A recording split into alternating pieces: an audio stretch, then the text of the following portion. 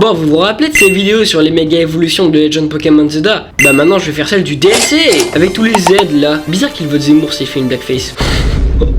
Pas sur cette blague. Bien évidemment, ce n'est que mon avis basé sur le style, mais vous pouvez parfaitement débattre et donner votre avis en commentaire. Alors, les Pokémon présentés dans le trailer. Commençons par Mega Raichu X et Y. Ils sont très classe, vraiment. Je peux pas dire lequel est mon préféré, mais je les adore. D'ailleurs, Mega Raichu X ressemble plus à Pikachu, mais son shiny ressemble à Raichu.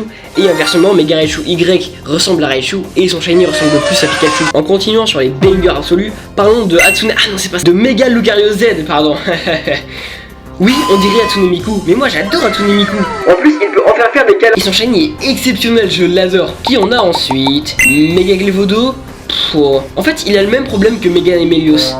La lame dans son dos lui transperce le corps, c'est tout. Alors que Mega Eoko, il est super sympa. Il a plein de petits Eoko sur lui. Il change quoi. Et avec son design de Corillon là, pépite. Enfin, il reste Mega Zeraora dans les trailers. Mon fabuleux préféré. Et il change pas beaucoup. Mais je le trouve quand même super stylé. De toute façon, Mega Zeraora a trop de charisme sous tous les angles. Comme autre méga stylé, je pourrais très bien vous citer Mega Etoraptor. Perso, je l'adore. Avec sa mèche trop classe là. Et elle est bleue quand elle est shiny. Non, vraiment, ils ont cook un truc banger. Nigirigon aussi, c'est ça. Nigirigon aussi est sympa. Le plateau de sushi avec les différentes formes. J'ai vraiment pas mal ri la première fois que je l'ai vu. Scovillain aussi est pas mal. Après, c'est vrai que c'est pas la méga la plus attendue de l'histoire de Pokémon. Mais ouais, son design est cool. Mais ça aurait été bien avec une troisième tête. Enfin, on a Mega Floricla qui... je souffle quoi. Déjà que de base, je le trouve vraiment pas ouf. Alors que... non, attendez. Évidemment, c'est un excellent Pokémon de combat pour la stratégie. Piège de roc, pic toxique, pico, rayon gemme, pouvoir antique. C'est un très bon Pokémon. Mais ici, on est là pour le design. Donc si vous voulez de la stratégie, allez voir Fantoche.